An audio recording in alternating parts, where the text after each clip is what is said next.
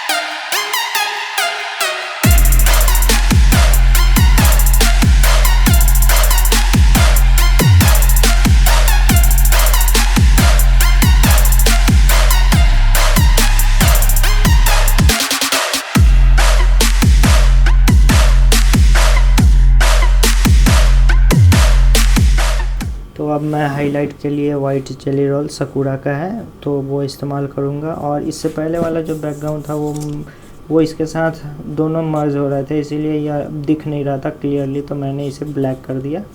तो अब मैं इसका इस्तेमाल करूँगा हाईलाइट के लिए।